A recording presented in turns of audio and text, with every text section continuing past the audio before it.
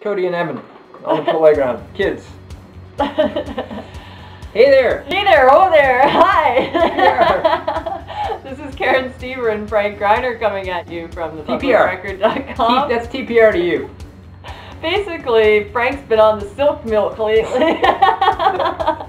It's made him a little silly, as we know.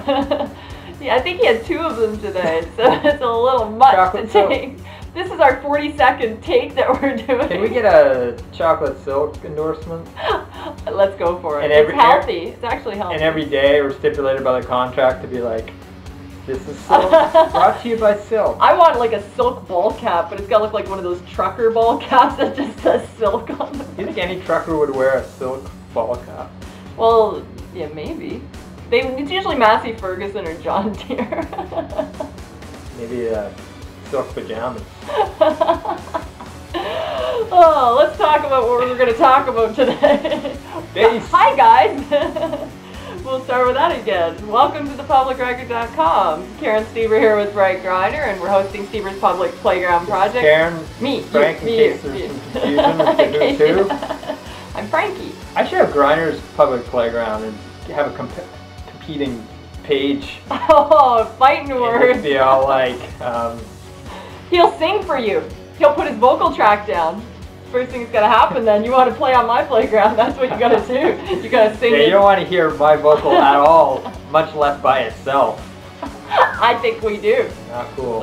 Can we please vote on that? I'll have a shredder page. Would you guys like a shredder page? Where can just you like, guys go on strike until Frank does this? No submissions until Frank. If I just sent you like some blazing leads, could you guys like send some stuff in and we can talk about, Shut your phone off, we're in the middle of talking to these guys. Scott Humphrey of TPR. Pick it up, tell them we're on video. This is horrible. That's awesome. Keep it going. Keep it going. Ignore. Yeah. Them fighting words. Scott's gonna see later that he was ignored when he checks out. He'll look at the time, there'll be a time stamp on this thing, he'll be like, that's not cool. That's not cool. Never ignore my call again. Big congrats to Scott, by the way. I think you guys should all shout out to him on a job well done on getting the first TPR and Methods of Mayhem release out this week. That was awesome. Congrats to Tommy and everybody here, and especially to Scott, who this was his initial concept. And he's really happy with seeing it all come to fruition. Let's talk about what we were initially going to talk about today. We had some requests on having an approach for certain sections of the song. Maybe some of you are feeling a little overwhelmed by how big it is. And Frank went into detail on the last video you guys can check out on zooming in on sections and just really nailing those sections and just cutting them up into a little bit more bite-sized pieces. Some of the things I want to talk about is just certain sections of where we hear organ and keyboard. And I also, Frank, in a second here want to get your approach on that as well. But John Lord. Pray to the Lord. That's all you need to do. The end. John Lord. Of Deep Purple. Of Deep Purple. Of Deep Purple. Yeah. I think we should try to rally to get him to do a public record. I think that would be amazing. Yeah, he can do some of his orchestral stuff. Oh, killer. Send in your viola parts!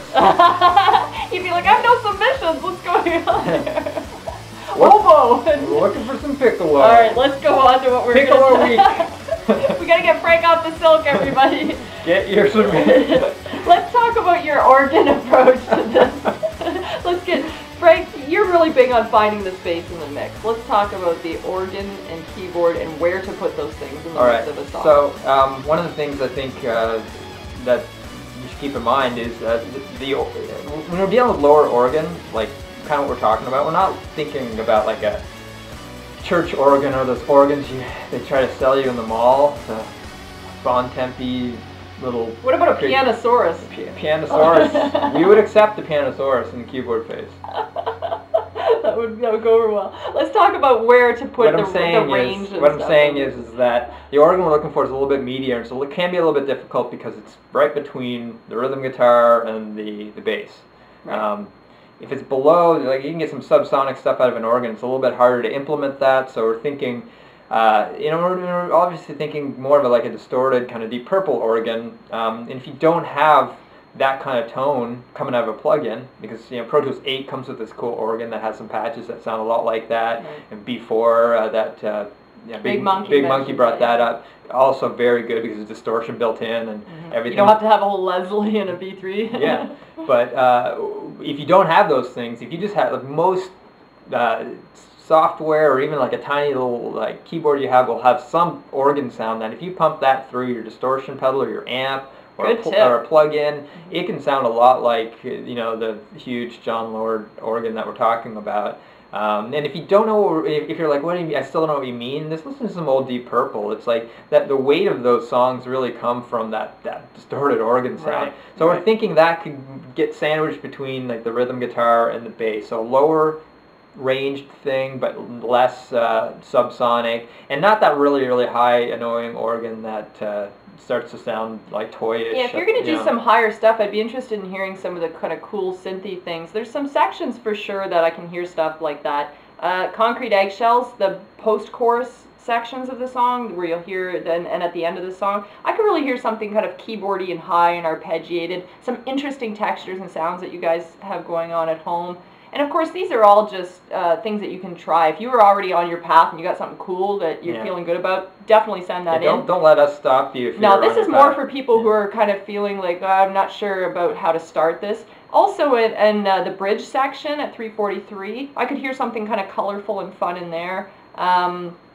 Where else? Oh, Frank, can you talk about, there's that section at 315 where it starts with It Woke the Spirit. There's some toms in there that could create a challenge. Yeah, halfway through that section, there's a tom section that comes on, and just general philosophy, and I guess an advantage, I think, for what can happen here with the system that we're using here with TPR is that as a mixer, I can kind of shape the way that these parts come together to make my job easier in the mix phase.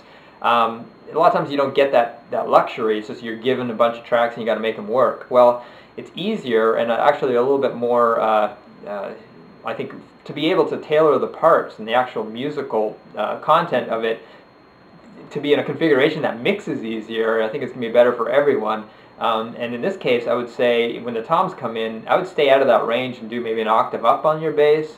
Kind of gets it away from that. You can hear your bass more clearly, yet the toms, I don't have to like shrink down the size of those toms to accommodate a bass underneath. So stuff like that I think is going to be really beneficial if we work together and you can kind of come up with the right arrangement with the bass. And that's going into this instrumental section, which is another thing I want to talk to you about, because there's some people who are like, whoa, the guitar and drums in that section are like crazy. Yeah. Talk about a bass approach for that section. Well, I think there's a few other sections in the song that are similar, where it's like, well, the accents are crazy. I'm not feeling them. I can't play it. Well, I think the best thing, and what I do when I hit our approach like this, a lot of times Karen will come up with a musical figure, and I'll have to like somehow figure out how to play it. And what I'll do is You're mad at me now? A lot of times I'll start much the way that you guys have the drums, where you can hear where all the accents hit. In this case, you also have the guitars, but the drums are good because you can actually look at the waveform, you can zoom in enough and see where those land on the grid. And when you do that, you have some kind of gauge or some measurement if you got it right, so you can try it on your bass and look at it and go, oh wow, I'm ahead, or there's one accent I keep missing. I'm late on it every time, and just being aware of it sometimes. So that visual really helps. You get that visual confirmation that you either nailed it or you didn't, so then you know you can do it again. And if all else fails, just you can move it over a little bit. We wouldn't know. Yeah, consolidate your track. It's like, yeah, you played it right. But these tips that Frank is giving you is going to help you in all your submissions, not just here on the Stevers Public Playground, but on Street Drum Corps or some of the other artists that we have on the site. When you're submitting to them, I think to make that submission really good, even you're sending. Exactly. No one really has to know what you have, what you went through to get it. If you had to play that thing 50 times. As long as the end result is that, wow, it sounds good, you're really tight with it. And but if they ask you to play live, you better learn it. You go into seclusion, you hide, or take some serious time to learn it. But it's funny, like when you do learn something and you do hear it in its finished form. Then it'll be very natural. It's a lot easier to be able to play it, and you've had more time at that point too, because Sunday's going to roll around really quickly, and if you take the time to have to memorize or learn this whole song, and, you know, in one continuous pass, I think that's a tall order. We have there's a couple opportunities for some cool bass slides as well. There's one specifically after Larry's really awesome acoustic, and that there's a drum fill, a crazy drum fill that comes after that. And I remember saying to Frank, what should a bass player do? Pack it in. Unplug the bass, sell your stuff on eBay. Oh, that kind of package. I think you meant like pack the bass right into that. No. I think in cases like that where it's some kind of crazy. But there is a guitar that does that. Yeah, add to the craziness. See, you know, with that, when you hear a guitar pick slide like that, or you know, do something that will kind of go with it. I would say probably just try to, you know, slide along with that mirror guitar. that part. So it's got some nice bottom end into it. It might be something we lay out, but I'd like to hear what you guys do. Yeah, or do some fill. Like if somebody would actually hit all the accents with that crazy drum fill, I'd be impressed. I think you should try it. I'd either be scared or impressed. I don't know until I hear it. So hopefully some of those ideas can at least set you guys on a path to somewhere, see where that takes you. But we're really looking forward to getting the rest of the parts in place for this song. As you guys know, next week is our overdub phase, and then after that it's going to be mixing. So it's, you know, not a lot of time here to get the last parts in, but you guys have till Sunday, so break it up into those sections. Try that and get your part all edited together. Send us in by Sunday at midnight. We look forward to hearing all your stuff. So until next time, rock on.